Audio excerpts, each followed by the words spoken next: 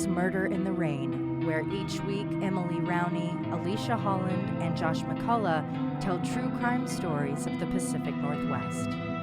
Murder in the Rain contains graphic content. Listener discretion is advised.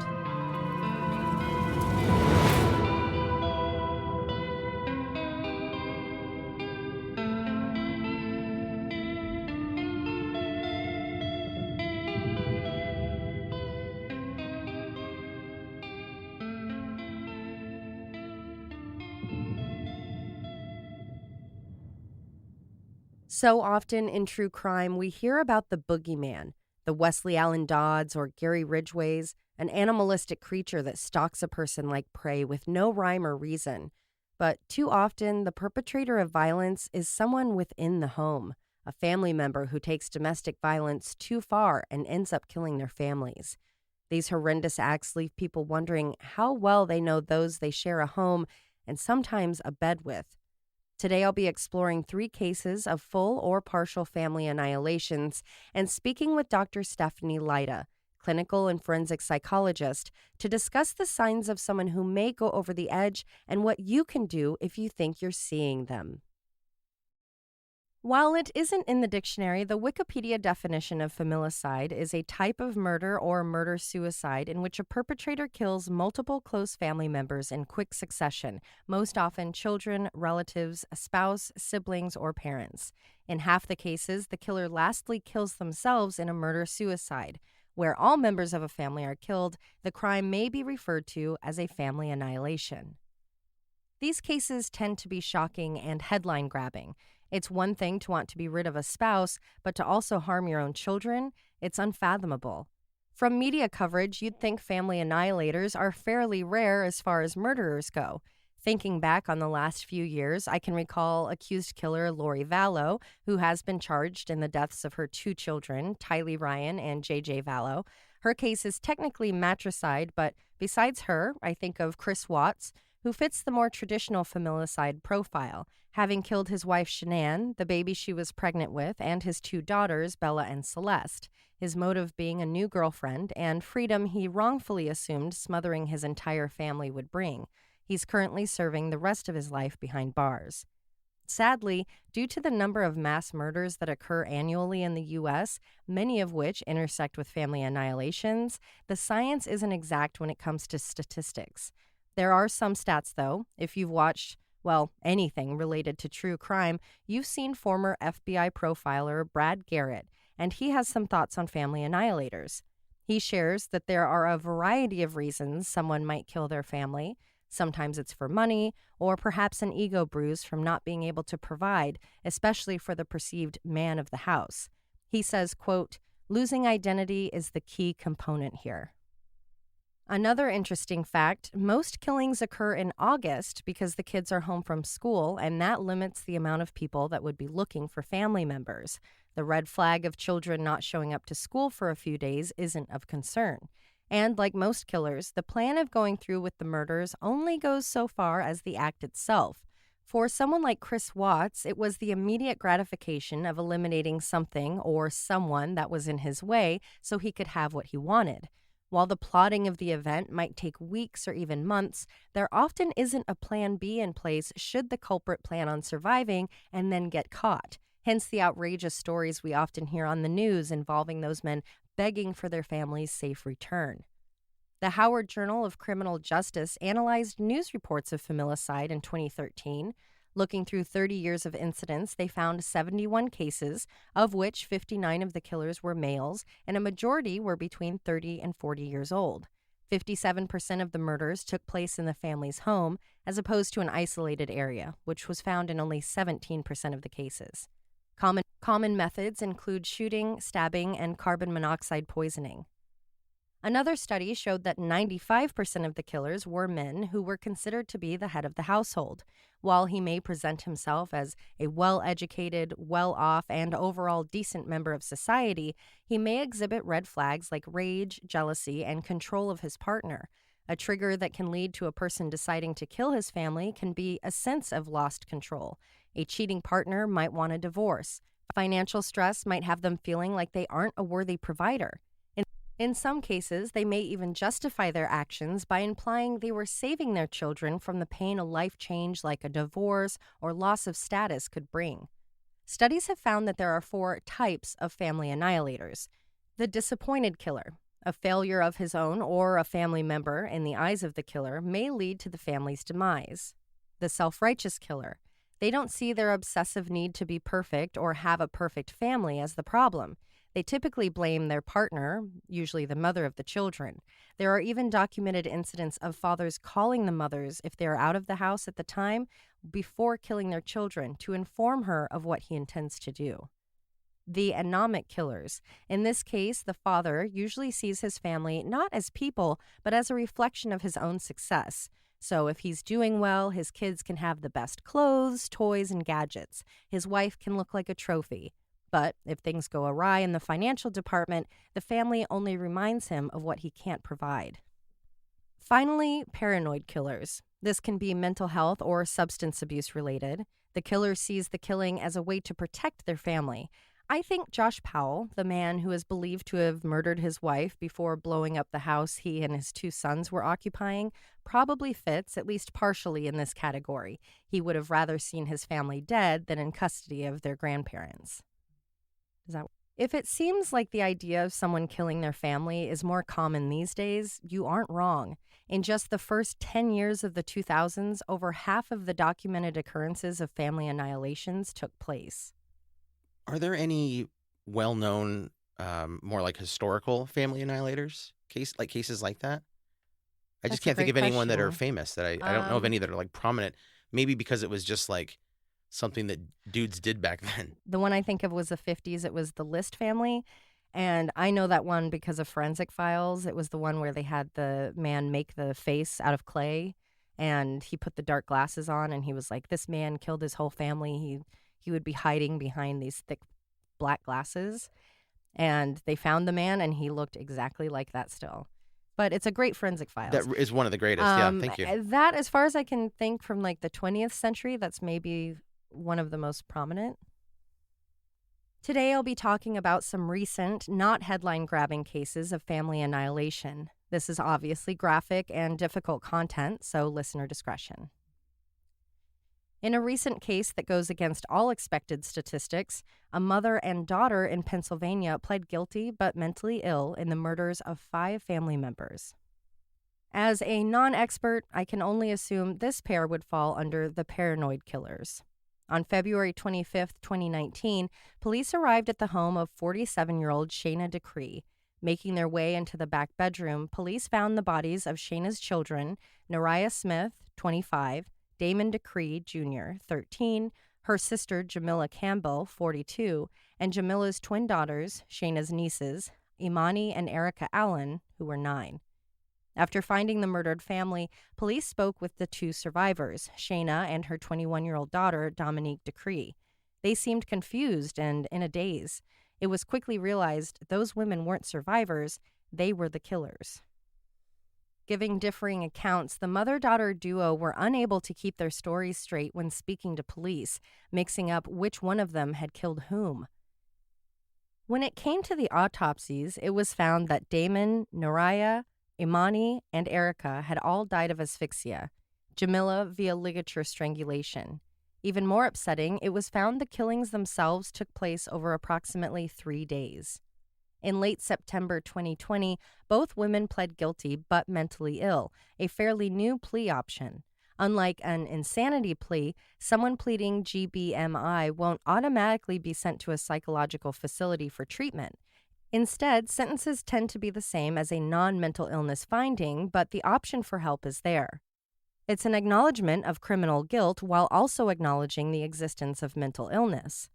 The plea made sense for someone like Shayna, who explained to the courts that she hadn't been feeling like herself for quite some time.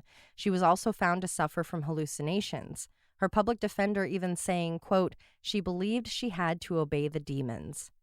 Shayna's daughter, Dominique, who was crying throughout the proceedings, was apologetic and remorseful. She admitted that her actions, the weight of which she would have to carry for the remainder of her life, were still confusing. Documentation hasn't been made public yet, but it is believed both women suffer from serious and multiple mental illnesses.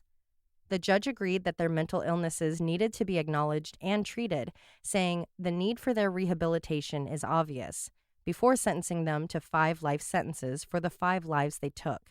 It's uncertain if they will receive any treatment for their mental health. The next case is one that I heard about when it happened in early 2019 because the people I know that work in or are related to law enforcement were talking about the effect it had on the officers that responded. It had been so shocking and traumatizing, several ended up quitting the force altogether. Saturday, January 19th, 2019, was a special day for 42-year-old Mark Gago. It was his first day on the job doing car cleaning and detailing in Salem, only 20 minutes south from his home in Woodburn, Oregon. Just a few days prior, he had posted on Facebook, "Yes, we did it. Shayna Sweltzer, my love. Start my new job Monday. We are getting into our own home. Thank you for the support and staying strong, my love." To celebrate the occasion, he even brought pizzas home for dinner with his family. By 10 p.m., something had drastically changed. At 10:15 p.m., police received a call about domestic violence with an attempted homicide to the 32,000 block of South Barlow Road. In the house, along with Mark, was 64-year-old Pamela Bremer, his mother and owner of the home. Her husband and Mark's stepfather, Jerry Bremer, 66 and wheelchair-bound, Mark's girlfriend, Shayna Switzer, 31, and their 9-month-old daughter, Olivia Gago. Shayna's 8-year-old daughter, Haley, from a previous relationship, and Tracy Burbank, a 40-year-old roommate, also shared the space. After having met in 2015, when Mark was the caregiver for Shayna's mother, who was dying, the couple moved in with his family. Excitedly, they were looking forward to moving in a few weeks, finally getting a place of their own. Raising 2 children in a house with parents and a roommate isn't exactly ideal. But the excitement was starting to fade into fear when Mark began to exhibit violent behavior. Shayna even texted her ex, the 8-year-old's father, that Mark became upset and had strangled her on several occasions. That may have been Shayna's first encounter with violence from Mark, but it wasn't his first use of violence. Assault charges in 2001 and 2005 had been dismissed. In August of 2018, Mark was charged with and arrested for unlawful possession of a firearm. He had been to court post-divorce as he wasn't keeping up with paying child support. Additionally, Mark had always had a fascination with knives, and he was a collector of sharp objects and weapons like swords, axes, guns, and hatchets. He also dabbled in hard drug use. None of those red flags could have left anyone predicting what Mark would do on that January night. That evening, after getting loaded on methamphetamine, alcohol, which was a small amount compared to the meth, an amphetamine, and weed, Mark gathered an assortment of weaponry. Entering Tracy, the roommate's room, around 10:15, she awoke to find him swinging an axe around. In her groggy state, she couldn't process what she was seeing at first. She thought maybe Mark was just being weird and playing around. She quickly realized the swings of the axe were being directed at her, with one eventually striking her back. As she tried to protect herself from another blow by raising up her leg, Mark hit her in the pelvis. Panicked and hurt, she tried to get away. That's when Mark dropped the axe, climbed on top of Tracy's back, and started biting. Screaming for help, she couldn't understand why none of the other 3 adults in the house weren't coming to her aid. Finally slipping out of his grip, she headed for the front door. As she went through the house, her bare feet were being ripped by the shards of broken glass. Then she saw Pamela, Mark's mother, dead on the floor. With the house on a decent-sized plot of land, the closest neighbor wasn't next door as you would picture in a suburban neighborhood. But once she made it to the closest house, she was able to call 911. That would be scary. Opening your eyes and seeing someone with an axe. Can't even process it. And it's your roommate, your friend. I would immediately think I was dreaming. Yeah, or like, I'm not processing this correct. Did Right. I miss some sort of planned joke we had, or But then did he watch a horror movie and he's pranking me? and getting hit with it, then you realize it's real. Yeah. How terrifying. And especially that I feel like the adrenaline you get when you're coming out of sleep is so different and so intense compared to just like, Well, because your middle heart of the rate's day. slowed when you're sleeping. It would feel unreal. When the police arrived, they found one body right away. It was Shayna. She was on the porch. A shovel was at her feet. At first, police were cautious as they approached the house, unaware of what Mark had done after his attack on Tracy. Once Tracy escaped, the 8-year-old girl Haley was sleeping in her bedroom before being awoken by the sounds of her baby sister and mother crying and her stepfather yelling. Then everything went quiet. Quiet except for a dripping sound that was coming from right outside her door. At this point, Mark had moved on to a small hatchet or a hammer-like axe. Holding the blood-soaked weapon, he went into Haley's room. He pulled her out of her bed by her hair, spoke in what she said were riddles, and pushed her up against the wall before he started strangling her. As he was attempting to kill his stepdaughter, Mark was unaware the police were already on the property and had seen Shayna's body. As officers started to take in what had happened to Shayna, they heard the cries of young Haley and realized the attacks were ongoing. As they made their way to the location of the screaming, things only got worse. On the floor inside, they found Pamela and 9-month-old Olivia, grandmother and grandbaby. It was clear both had experienced severe head trauma. In the unlit hallway, they discovered Jerry Bremer. His wheelchair was overturned and he had been decapitated. Calling out to the little girl, police asked her to come to them. She was able to relay that wasn't going to be possible. Passing the carnage, the 4 officers found Mark and Haley in a back bedroom. The noise of their arrival had stopped the strangulation. When they made contact, Mark was holding Haley's body in front of his arm wrapped tightly around her neck. As he continued to scream, "They lied to me, they lied to me," and growl in what was described as a creepy, evil tone, "No," his arm tightened. It was clear he was actively murdering Haley. As the officers evaluated the situation and their options, something occurred. Something that even the officers who were present can't explain. Perhaps the girl slipped away from his grip, or maybe he dropped her. Perhaps an officer had grabbed her, or it was just divine intervention. But the girl was suddenly out of Mark's death grip and was on the ground, leaving an opening for the officers to shoot and kill Mark on the spot. They were later found to have been justified in the shooting. Pulling Haley out of the house, orders were given to the responding officers to not enter unless absolutely necessary. Not only was it a cluttered crime scene of which multiple weapons were strewn about, but it was remarkably violent. One officer described the scene as, quote, "It looked like somebody had a blower with like red paint and just coated the walls. I mean, it was like impossibly fake." Tracy, the roommate, and Haley, Shayna's daughter, each survived their injuries. Obviously, they both will never fully recover from such trauma. After the incident, police interviewed those who knew Mark. Again, there had been red flags all along, but no one could have predicted he would have been capable of such a heinous act. At times, he would exhibit erratic behavior. His relationship with his mother, Pamela, was known to have been tense. Tracy shared that Mark would talk about his paranoid feelings towards the government, which might have been part of his obsession with weaponry, all of which did not mix well with meth. In Mark's bedroom, a notebook was found. It had been addressed to his family. It's unclear if that means his family that was in the home, as though he was going to take his own life, or his extended family once he decided to murder his immediate family members. The writings inside were deemed to be similar to a suicide note, a goodbye letter. It wasn't easy for the medical examiner to determine what exactly had happened to the victims, as there was an array of weapons used in extremely violent ways. Eventually, they were able to determine the cause of death for Pamela, Mark's mom, Olivia, his baby, and Shayna, his girlfriend. It was sharp force trauma involving an axe and knives.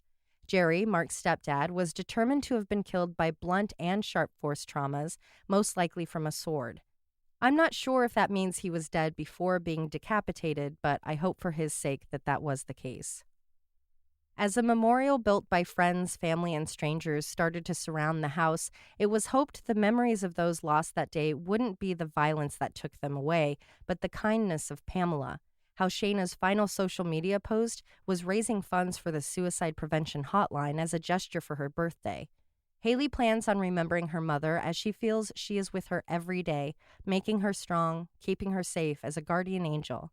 Details on the family are limited. I can only assume the remaining family members want as little in the public as possible. They've been through hell already. With Mark dying during his murder spree, we won't ever have the answers as to why or what led him to killing his family. Again, this sounds like a case of a paranoid killer. Perhaps the combination of the stress of the upcoming move and the new job and drug use triggered some sort of severe mental health crisis.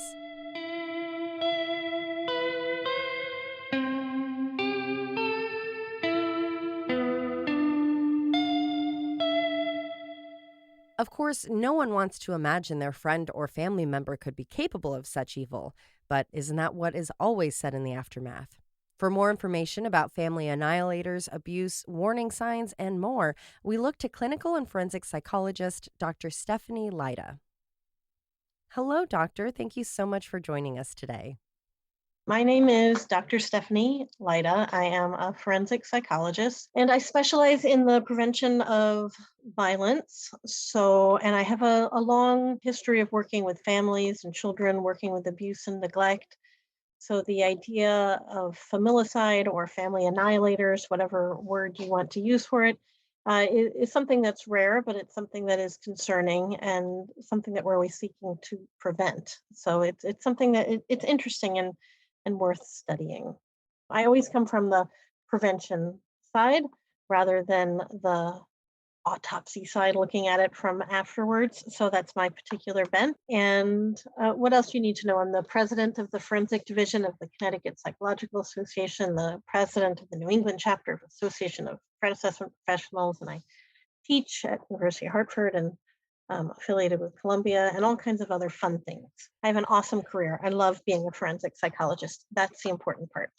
That is the important part because that is difficult work to do. So to enjoy it, I'm sure makes it a little easier to tackle such difficult topics. Well, these topics are interesting to everyone, right? That's why you have a podcast about them. That's true. That's true. There is a fascination. And my next question was what drew you to family annihilators, which you already answered. So you were already working with families with abuse and that kind of thing. And were you kind of drawn to that? I started working in the field of abuse and neglect pretty soon after I graduated from college, and I took a bunch of years off before I went back to school to get my doctorate. So I really found that working in that arena of preventing abuse and neglect, domestic violence, intimate partner violence was something that was really powerful and meaningful to me and very, very interesting. And as you said, it's difficult work, but for me, I find it to be interesting and fascinating and a place where we can create really good change, which is what it's all about for me. I mean, I could have got my doctorate and done therapy with bored housewives, but that's not my style. So I like this. I like this work and I find it to be important and meaningful.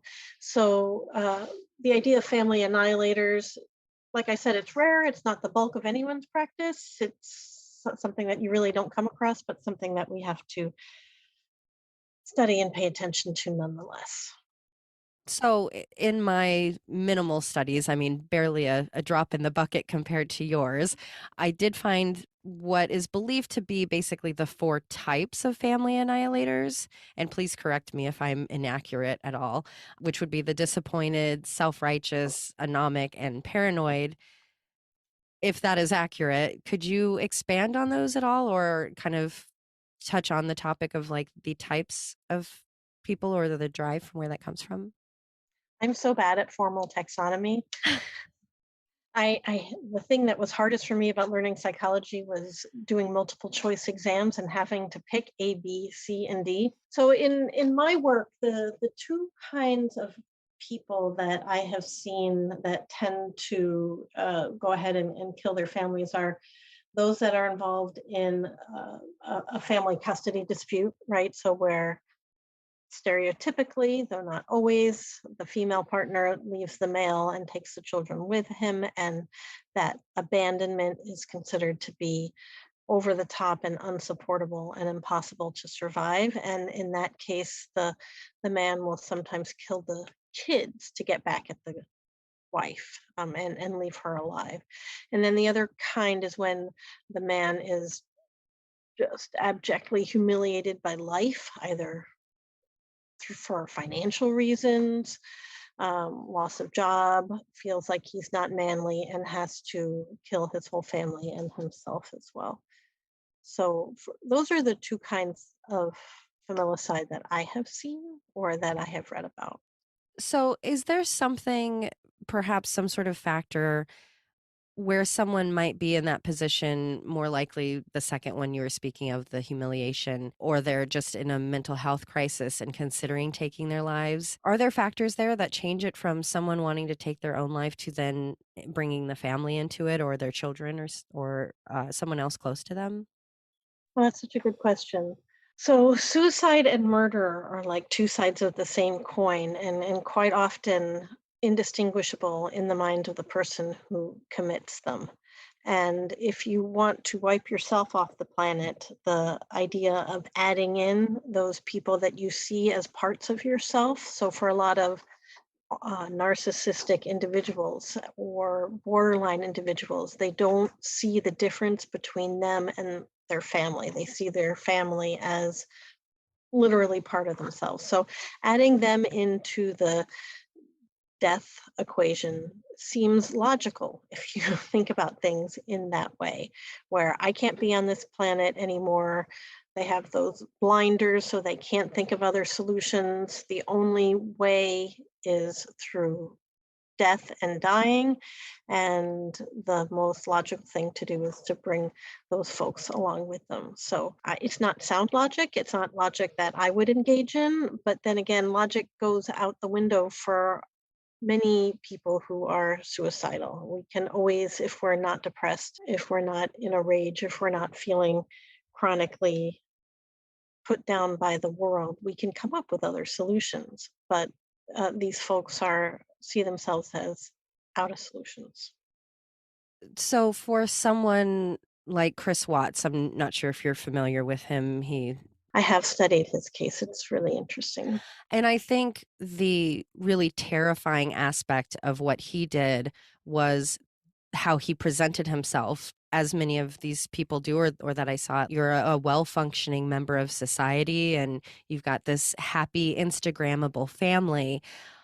Are there red flags or warning signs that maybe go past this person might be having an issue and struggling to this person could be a danger to themselves or their family? I think there's always pre-indicators. So the thing that I spend most of my life doing is threat assessment and management, which is preventing school shootings, which are a different kind of targeted violence. So if you have a guy like Chris Watt who makes a coherent decision to kill his family and then hide their bodies in various places, that's not the same thing as someone who is engaging in reactive violence. Like, I'm so mad at you, I have to punch you right now. They're two very different things. And school violence or workplace violence, where a shooter comes in, it's very similar. And a lot of those folks desire suicide at the end as well. Chris Watts is interesting because he didn't want to kill himself. He wanted to go off and have a fabulous life without his family. And that is indicative of just a really deep pathology and lack of understanding of their humanity. And I don't know all the details of their intimate life, but we do know that there always are pre-indicators. There are things that are not good in that life, and there are things that are causing stress to the family. And as someone wearing rose-colored glasses all the time, I feel like if we can find out what's going on in people's lives and just make them better, then we won't end up with these really dire situations. It's a hard time for women in general in our country, but if women are given a ground to stand on where they can tell people or friends that their relationship is going poorly, that their life is being controlled, there's a move to not say domestic violence, but to say coercive control, because that's what it is. It's those coercive controlling indicators telling someone what they can wear or what they can't wear, where they can go, who they can be friends with, that are really pathological and difficult and grinding on the woman. And if we can inspire women to share that, then likely they are less likely to be under the control over men who want to kill them. Part of what makes it scary is this person not only planned on causing this harm, but then they had the nerve to think, oh, I can just say she went for a walk, or I can say we went out fishing and she fell out. What is that? Psychology does have something to say about personality disorders, and so we always wave that flag around when we're talking about these kind of folks. So, a personality disorder is like a lifelong pattern of interacting with people in a particular way. So, we say, like, narcissistic people, they see people as only being there as far as they're useful to themselves. So, the people don't have as much of a personhood as you or I might see. I fall in the trap sometimes of overvaluing other people and their rights and abilities because I think everyone has the capability to be a fabulous individual person. But someone who is a serious narcissist is not going to think that way. They're going to see them only existing to make them feel better. And then the top secret underlying thing about narcissists is that they have an inside of marshmallow and they're not a strong person. They want to look like a strong person, but inside they're just a pile of absolute goo. So when someone does anything that seems to put them down, they react with intense pain. These minor, what would seem like a trivial thing, feel to them like a massive affront, which is worthy of a massive retaliation, because who would dare to hurt them so badly without obviously expecting to be seriously hurt in response? On a personal note, I know someone going through a divorce and their children are with the other parent just a couple of nights a week, but there are concerns about a possible unmanaged mental health issue and a history of concerning behaviors. And I'll say this about anyone. Any person is capable of doing this. You always hear people say, I can't believe it was this family. But we've seen time and time again that it could happen to or at the hand of anyone. What are some of those things that people should be looking for as far as a red flag or steps they can take if they do have those concerns? Management plans are really individual, which is part of the creative, wonderful thing about working with potentially dangerous people is crafting a plan which is just for that person. So obviously, in a situation where you or someone else knows that person really well, they're going to use that information effectively. So I'll tell you two of my favorite catchphrases, which I've printed on my business cards. One is prevention without prediction. So we can't predict whether someone is or isn't going to act violently in this kind of a divorce situation. You don't know whether one partner is going to act poorly or violently, but we can do things to prevent violence, and even though we can't predict them. Just like you put your seatbelt on when you get in the car, even though you don't know you're going to get into a car accident. Or I look really schlubby because I did exercising today because I wish my heart to be healthy. I have no idea if it's going to help me live longer, but I hope so. So we do prevention without prediction all the time, and we need to think about that as like a framework for this kind of stuff. What can we put in place to prevent it? And my other favorite catchphrase is my personal magic bullet, which is maintain dignity. And for a lot of these folks, having a divorce, a loss of job, an upcoming court event, at its core, it's a stripping away of their dignity. So, especially in a situation where if you have a person who lost their children or has much less access to their children than they did when the family was whole, that is a really primitive. I mean, the only reason we're on the world is to procreate and have children. Like genetically, that's our primary drive. So to lose your children, even if it's a perfectly equal 50-50 split, for some people is just devastatingly difficult. And they see it as a loss of their primary role as parent. So finding ways to help increase dignity, to increase their sense of value, to increase the acknowledgement of their import in the kids' lives, and to find creative and unusual ways for them to safely engage in parenting, especially if there's a question of safety, is is what you need to do. And you need to do that until the kids are of an age where they are able to talk for themselves or do what they want when they're 18. And it's a lot of management and it's a lot of work for the non-pathological parent. The good news is that it only has to be done when they're with the other parent. You don't have to do it 24/7 like you did when you were living together. So the other thing I would say, the all the obvious red flags are things that people know about.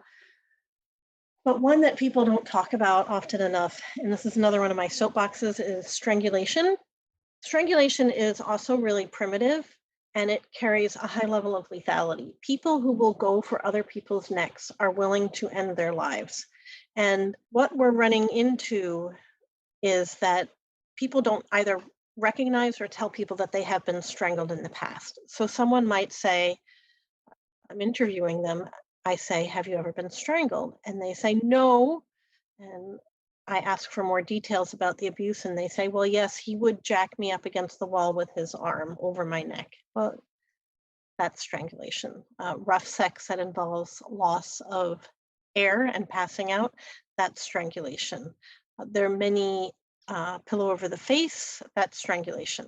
So that is for me the number one lethality indicator that we really need to pay attention to. And the other thing is that there are lethality checklists that you can find online when you have someone who's in a situation with domestic violence or who you're really worried about. There's some great, that's what they're called, lethality checklists, and the police are using them more and more. They're pretty brief and they just talk about the major warning signs that people should look for. It is like people equate it to maybe being punched when really it's more like having a gun held to your head. Yeah, I did this thing deep in coronavirus, which was probably not a good idea for my mental health. But every time something came over my news feed, like on my phone about a murder somewhere, I would type that person's name into Google and see if they had a history of domestic violence and or strangulation. And usually it would take maybe 1 page or 2 pages of results going back to find some kind of report of yes, domestic violence or yes, strangulation. And the news stories about the violence that had come across my feed would never mention it, right? Or they would very rarely mention it. And it would just make me really happy if, as a society, we could start to talk about the danger of many of these people and that they don't just pop out of nowhere. They've practiced their violence on the people in their houses. Not to go too off topic, there are conversations about the Supreme Court's decision last week and how that will be affecting women in domestic violence relationships because that is the number one killer of pregnant women is their partner. How valid that concern is for people now, saying not only is it the health of the mother, but it's these pregnant women that are maybe with men that don't want the baby or end up becoming violent. Yeah, there's no doubt that access to good reproductive health care saves women's lives on lots of different fronts. There are many reasons why women stay with an abusive partner, and one is having a child with them. So, if it is someone who does not have a child with their abusive partner and is now having a child with them, that does increase risk, right, for both the mother and the child of being exposed to that negative environment. So there's absolutely no doubt about that. Being connected to someone through a child that maybe they wouldn't have been connected through that child before is definitely something that can increase risk and it can increase danger.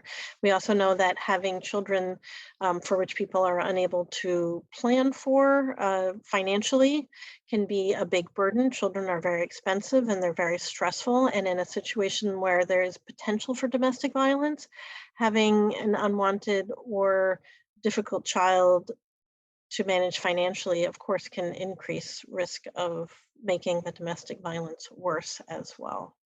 And then there's obvious things like when you have a child, you either have to make a decision about income levels, where one partner must decide to stay home with the child, or you have to find reasonable childcare because it's very difficult, if not impossible, to work while you're taking care of a child. It's been quite the week. It has been a difficult week. It's been a difficult couple of weeks. We've had a lot of school shootings and Yeah. other shootings and the shootings in Buffalo. And um, there are times when we have two options, right? We can either say this is overwhelming and this is difficult and there's nothing we can do, or we can say, okay, thank you, world, for giving me a checklist of things that I need to go and do. And I have my action items, and I'm going to pick a couple and I'm going to do them. Some of them might be action levels on like a micro level, like with me and my friends or my clients and the people I work with. I'm going to try to help create safety in them. And sometimes I'm going to work on a macro level, and I'm going to pick it in front of the Supreme Court, or I'm going to work with my local legislature to try to change some laws. In the middle, I'm going to go and volunteer at a domestic violence shelter and see if I can help some of these women feel stronger and safer, or men too. I don't mean to harp on women, because there are many men and there are many same-sex relationships which have an awful lot of intimate partner violence, and it's just devastating. You said something earlier that really struck me, that in some ways you think that everybody is capable of engaging in these kind of horrible acts. And I thought that's really wise. And when I listened to some of the public discourse on all the awfulness that happens in our society, so I'm a psychologist, I work with issues of mental health, but pointing the finger at mental illness all the time, I think, is it like an easy excuse for people to say, oh, they're not like me. I'm not capable of doing this awful thing. This person must have something seriously wrong with them to do this terrible thing. But the reality is probably closer to what you said, where if the situation was right, if our childhood and adolescence and adulthood had specific stressors in them, if we were put in a terrible situation, we're all capable of doing things that are reprehensible. And I have worked with murderers who are horrified at the things that they have done and devastated knowing that they killed a family member, whether it's a parent or a child, and they will never see that person again because of what they've done. And their grief is real. And it's like it's part of the human condition. So all we can do is try to help and support and raise up people, which is a good thing, right? So even if we're not stopping an act of violence and all we're doing is raising people up, to me, that's good enough. And I'll be happy there. I think that's a great note to end on. It's as positive as we can get for the topic we're discussing. Yes. Well, I'll end a show on murder with rainbows and happiness. That's right. Well, thank you so much. That was really so insightful and helpful, and I think will be really illuminating for everyone listening. So I very much appreciate your time. I appreciate you bringing this up, and it's good to try to find answers for these unanswerable questions. Our thanks again to Dr. Stephanie Leite for taking our time to speak with us and bring some insight. The hit pop culture podcast Spectacle is back, and host Mariah Smith is dissecting a messy obsession with true crime. Why do we fall asleep to Dateline or can't get enough of Ted Bundy documentaries? Why do so many of us love to unwind with true crime? And what does this fascination with murder say about us? The newest season digs into that and so much more. From Neon Hum Media and Sony Music Entertainment, subscribe to Spectacle True Crime. Listen wherever you get your podcasts. To the topic, you can visit. It's summertime and I'm ready to rest, relax, and catch some rays. Well, don't forget your sunscreen. Of course I won't. I also won't forget my Kefla Organics CBD. Good plan. Kefla Organics is one of my favorite ways to relax and enjoy the benefits of CBD, whether I'm at home with a tea reading some true crime or laying at the beach on my day off. Kefla Organics is a fair trade, vegan, refined sugar-free CBD company. And at KeflaOrganics.com, you'll find chocolate bars, hot cocoa, chai lattes, and more, making the taking of CBD a lot more enjoyable than a regular tincture. And Murder in the Rain listeners can get 20% off using the promo code RAIN20. So follow at Enjoy Kefla on social media and visit KeflaOrganics.com. Use the code RAIN20 at checkout to save 20% while enjoying guilt-free, stress-reducing, sleep-assisting, delicious Kefla Organics CBD products. her website at Dr. Leite, that's DRLEITE.com, where you can find information on case management and how you can hire her for consultation, training, and evaluations. And we'll be putting that threat assessment up on our website under the show notes for this episode.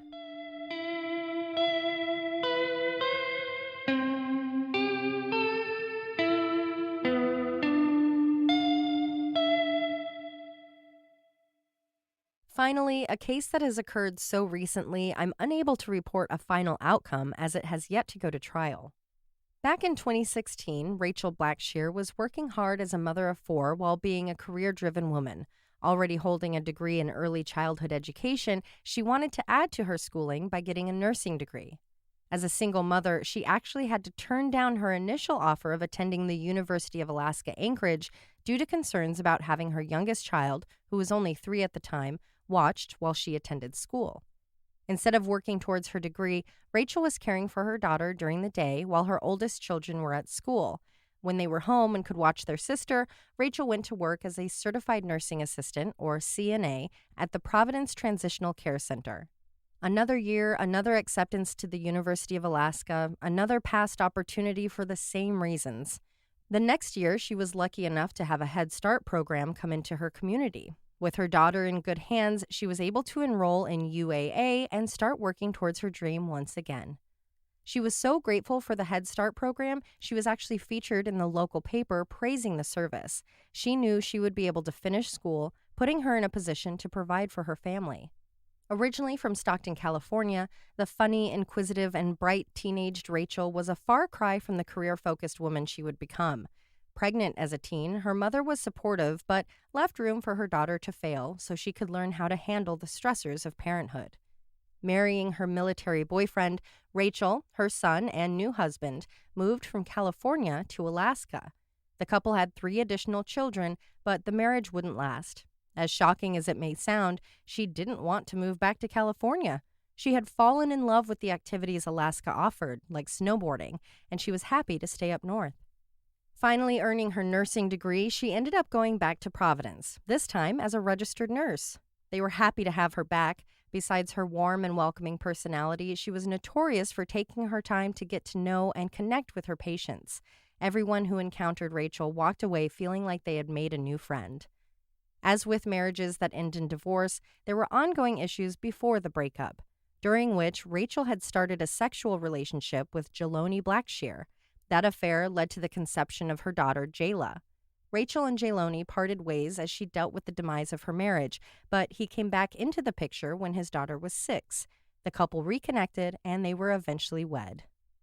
Jaylay was a natural father and stepped up to help raise not only his young daughter, but Raechyl's other children as his own. Looking back on the pair's interactions, family members recall how joyous Raechyl seemed. She was thriving in her nursing career. He was doing well as a corrections officer. Eventually, things started to change. Much like police officers, correctional officers experience high rates of drunk driving, substance abuse, and domestic violence. In July 2019, the Blackshear family was moving, and Jaylay's daughter from a previous relationship, a 4-year-old, was visiting from Oklahoma for the summer. The police report stated that a loaded gun was left out on a counter due to bears coming around the house, which is exactly what the child saw outside the window, and that's why she grabbed the 10mm pistol. When she attempted to shoot at the bear, the gun went off, shooting the little girl in the stomach, the bullet exiting out her back. She did survive her wounds.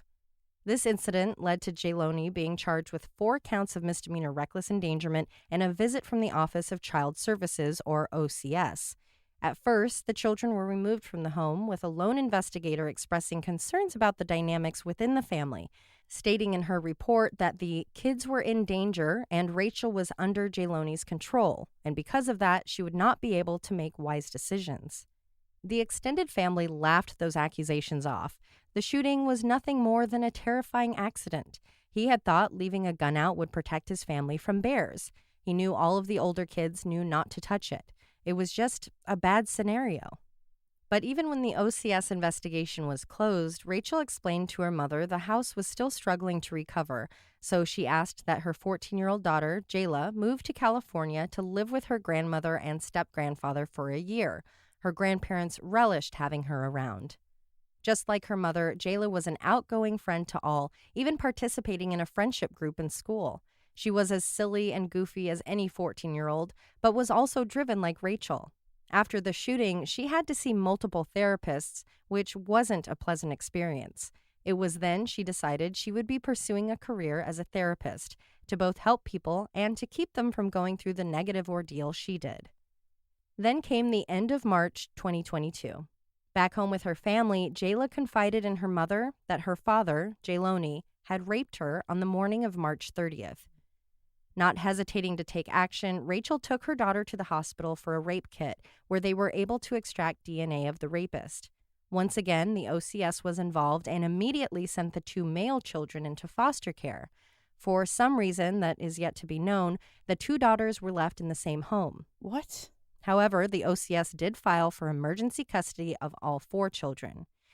Jaylony then sent the youngest daughter to California to stay with Raechyl's parents, leaving Raechyl and Jaylay in the home.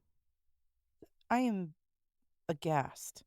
I'm really hoping that something will come out with the paperwork that will explain that better. Explain why that happened that way? Again, like nothing's public because this was March, so it's that very is just confusing. so backwards how that seems to have been handled. Yes. The following day, April 1st, a warrant was issued for a DNA sample from Jaylony. When their grandchild arrived, Raechyl's parents had been told by Jaylony that not only had Jaylay retracted her allegation, but the DNA results had come in and they were not a match for him, both of which were lies. This guy. On April 4th, everyone at Providence was shocked when Raechyl didn't show up for work. She was a professional nurse who would never just not show up or at the very least call in. The only reasoning anyone could come up with was that, out of fear, the girls had fled, leaving everything behind in order to protect themselves from Jaylony. And while Raechyl and her mother didn't speak daily, there had been a few too many days since her mother had heard from her. Their last interaction was on the phone a few days prior when Raechyl reported she was leaving the house to go meet up with Jaylony. It's unclear what that planned meetup was in regards to, if it was him moving out, them getting a divorce, him pleading his innocence, who knows. It wasn't until the police called Raechyl's parents to ask if they were hiding the girls that the family even realized that the 2 were missing. What made it even more strange was that for the next few days, they were in contact with Raechyl, or at least they thought they were.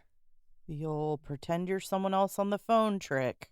Receiving texts from her phone, her family was concerned when they were unable to speak to her directly. Another alarming aspect, the grammar and style of the text was not how Raechyl would correspond.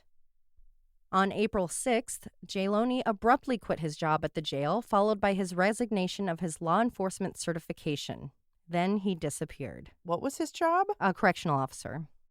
In the following days, the family's concern led to calls to police for welfare checks, which they did several times. They consisted of driving by the house and reporting that nothing seemed off. Oh, boy. Finally receiving the DNA results from Jaylay's rape kit on April 13th, it was the worst imaginable outcome. Jaylony had in fact raped his own 14-year-old daughter. Charges were officially filed for the sexual abuse. By April 15th, the calls from the family had become desperate, so the police decided to use force to enter the home. That's when they made the atrocious discovery. The bodies of Raechyl and Jaylay, both dead since April 4th, 11 days earlier. They had both been shot. Given minimal information, Raechyl's family claims it appears she was in the process of grabbing a few items before attempting to make an escape from Jaylony's abuse, which, as we all know, is the most dangerous time for a woman who is trying to escape an abusive relationship. Memorials were held in Alaska and California for the girls. Their friends and family were shocked that Raechyl had been hiding what appeared to be years of domestic abuse, something that had only been spotted by that initial OCS investigator. As people spoke with each other and investigators, it was learned that if Raechyl had anyone in her life, like a friend or a coworker, that did bring up concerns for her or the children, Jaylony would force her to stop talking to them. While those who loved Raechyl and Jaylay mourned, they were also on the lookout for their presumed killer, Jaylony, who had fled from Alaska. Police knew this man was a top priority. Not only was he an incestual rapist, he was the person of interest in regards to their murders. First, an alert was put out for Raechyl's 2014 black Lincoln Navigator. The vehicle was eventually located but didn't appear to offer any leads. Following his cell phone tips and leads based on photos, police followed his tracks from Alaska to North Carolina, then New York. When Homeland Security felt they had found Jaylay, they monitored the home he was staying in until they were able to get visual confirmation it was him, via matching the jewelry he was wearing to that in a Facebook photo. He was arrested on April 20th for fleeing to avoid prosecution before being indicted by a grand jury for 2 charges of first-degree murder, 4 counts of second-degree murder, 2 counts of first-degree sexual abuse of a minor, 2 counts of incest, 2 counts of tampering with physical evidence, and 1 count of first-degree forgery. I'm not sure if the forgery is related to the cell phones which he had used to make contact in the guise of being the girls, or if it's something else entirely. With his bail set at $15 million, Jaylay won't be seeing freedom anytime soon. It also isn't clear as to where he'll be extradited to, as most inmates are sent to the same jail he used to work at. And if I had to guess, that would not go well for him. Oh, darn. Yeah, I say let's send him there and see how it goes. So I'm curious. So we know he was abusive. Mm-hmm. Do you think what triggered this annihilation was the rape? Because she followed through and went and got the rape kit, I think that he knew He was going that down. was, he was going to lose everything, his job. So again, it's that perceived family failure, yeah, like the family's falling apart. So whether he thought that that would allow him to escape and start a new life, or if he thought, I'll take them out so they don't have to deal with what will happen. For Raechyl's family, they struggle with the idea of having missed red flags and the what-ifs that could have saved her if they had known how bad things were getting at home. Again, it is still alleged Jaylay committed these acts, but the charges and evidence against him makes a compelling argument for the state. To allow the children to finish their school year out with their friends, the grandparents lived in Alaska for a few months. Now that the school year is out, they have most likely relocated their 3 grandchildren from Alaska to California to start their new parentless lives. Raechyl's loved ones don't want to think about what she went through, but they also know it's important to acknowledge she was living in crisis, and be it out of embarrassment, shame, or the million other reasons people don't reach out, she didn't ask for help. Some of the members of her extended family dismissed those allegations, unaware that there was possibly abuse going on. It was also believed the abuse might have been occurring so infrequently, Raechyl felt she could manage it on her own, or it wasn't that big of a deal. They don't want Raechyl or Jaylay's deaths to be in vain. They want people to be on the lookout for signs of abuse, and for those that are in the situation to know that there is nothing to be ashamed of. A little bit of perceived embarrassment is much better than living in a nightmare all alone. Based on no documentation or knowledge of what is happening in the case, I'm predicting, and Emily, I'd like to hear your thoughts, I'm predicting that he's going to end up taking a plea deal that perhaps allows him to choose where he'll spend the remainder of his life. Yeah, I might agree with you there. I mean, this is a slam dunk case for them. They have DNA. I feel that it is, yes. He ran. I Yeah. mean, nothing shows guilt more than running from that. Right. So I think he probably will take a plea. The question is, how lenient are they going to be? How willing are they going to be to give him what he wants? I really think it might only be something as simple as location. Yeah. Like, I don't think it's going to be lesser charges or less time. Well, I don't know. Some of those charges might get dropped. That's yeah, my maybe only like the fear. forgery. Yeah. Yeah. I also worry, too, that based on just the documentation I've seen and his actions, he might have the ego to try to go to trial. You know, like that. Oh, that and he'll I wanna hope he does. Oh, I hope so, too. As much as I hate that costs a lot of money and the pain of the family, I'd like to see him try. I mean, yeah. He's not going to get a better deal that way. That's for sure. But yeah, I think there's definitely some ego there that he's going to be like, no, I'll just argue out of it. Or I have good reason, or feeling untouchable even. Like, even if he knows he did it, but maybe his brain is like, they'll never get me for that. The shame of committing rape against your own child. Yeah.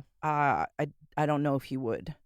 Yeah, I'm pretty sure Alaska or not, wherever he ends up as a correctional officer that raped not his own gonna be great. child, he's going to be facing some serious problems. There are a lot of takeaways from this case. And one thing, and I'm not saying this to victim blame at all, but one thing, if somebody is telling you, a professional is telling you that a woman is being controlled by her husband, that's not to laugh that off. Like, that's serious. You're not in that situation. You should trust someone who knows what they're doing. Yeah, and from the little bit that I read with the family, I'm sure it's a mix, of so many horrific feelings. A little bit of denial of what even happened because it's so shocking. So, like, that's normal. But then Yeah. also, like, the mom literally was like, we don't want to think about what was going on, And- which I totally get. You don't want to imagine anyone that you love suffering. Well, especially if you're not there, you're in a different state. Yeah. You're not witness to what goes on behind closed doors. Yeah. If somebody whose job it is to see these things is telling you that there is concern, Yeah. that's not to be ignored. And I think, unfortunately, that's a lesson that was learned in this. But Yeah. for people who may be in a situation where they're being controlled or they know someone that is, it's a red flag that needs to be dealt with Yeah. sooner. Even just reading about Raechyl and seeing her pictures and her life story, it's like this was a very strong woman, Mhm. a very motivated woman, and you can see how people not really justify things like that, but they can justify it to themselves. Yeah. I'm when too you strong said, to ask for help, or it's not that often enough that I have to worry about it. when you said that they think that's why, that does make sense. If she is Mhm. in her everyday life very strong, maybe it is, okay, once in a while I can put up with this to have my intact Mhm. family. But the minute it turned to rape of her child, Yeah. she the situation became serious. Which is so commendable, because how often do we have cases where, again, someone doesn't want to imagine that they've They dismiss put their a child child. in that position. Mhm. Yeah, they dismiss it. Again, understandable, but all we say and all anyone says and all experts say is like, reach out, get help, report it, go to the hospital, do all these things.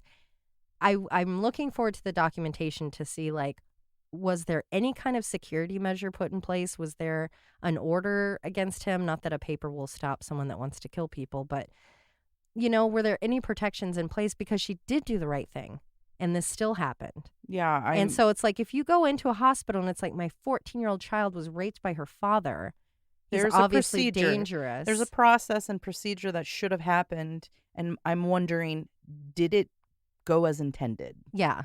So that's something I'm really interested in is the protection of the children and of Raechyl post the hospital visit for those 4 days where everything happened. Mm-hmm.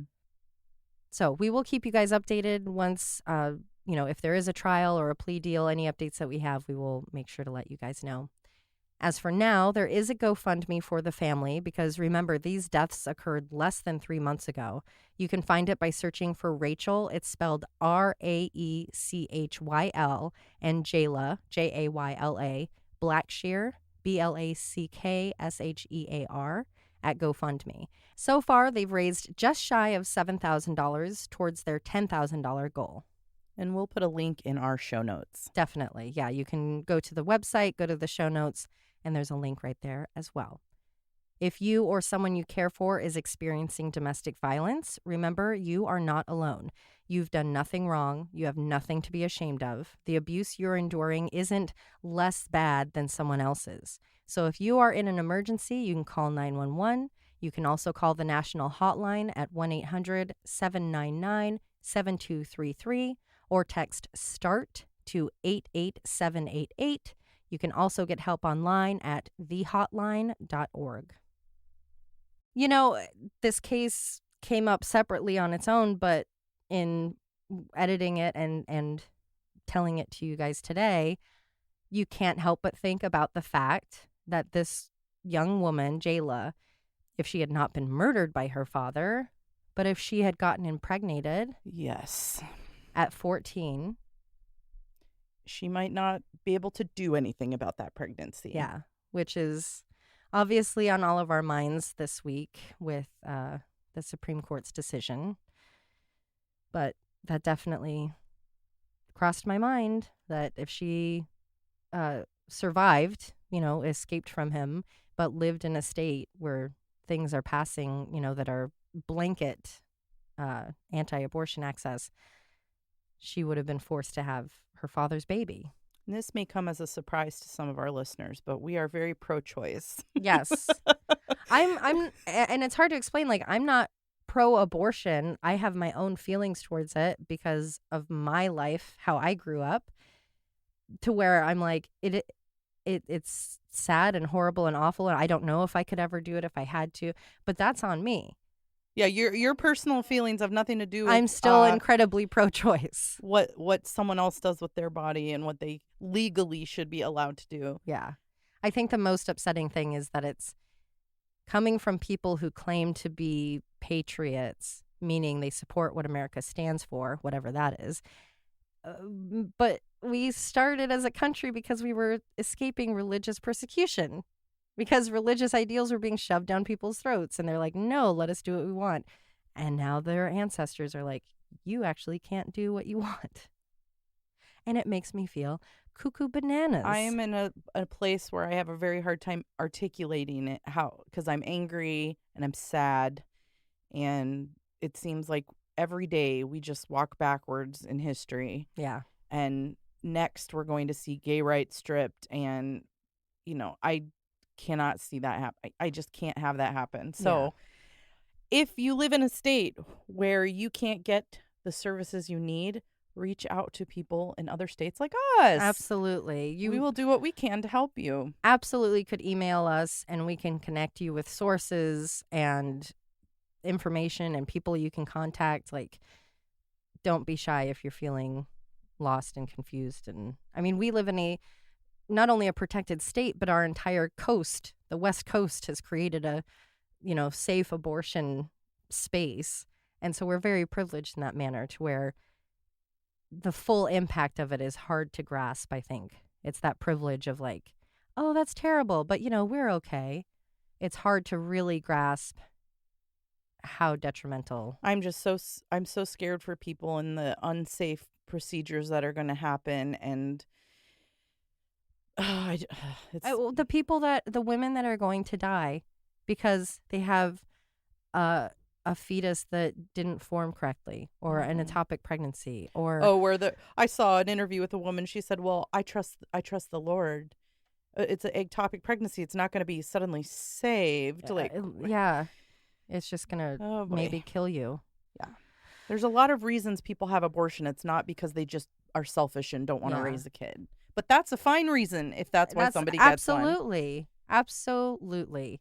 If you don't want to, you don't have the money, it might kill you. The baby won't survive. But it's just so many things. And speaking only for myself, it's been a lot of emotions, which you and I shared, that like one minute I feel like crying, the next I want to break something. It's also, it feels so overwhelming because we can't just walk into the Supreme Court and say, we're voting you out. And it's like, well, we do vote. We are voting, and we're still getting in this position. And so it feels really overwhelming to go, okay, I've shared stuff on social media. I went to the protest. Now what? And so that's the part for me that I'm having to overcome, which is to find out what that really is, finding calls to action. What an individual can do. Yeah, because that really... Well, as we find them, heavy. We will share them with people as well. Yeah, definitely. So, hopefully things get better. And until we know exactly what to do, take care of yourself, because you can't be out marching in the street, and you can't have a revolution, and you can't burn it all to the ground if you're tired and exhausted and not taking care of you. So at the very least, do that.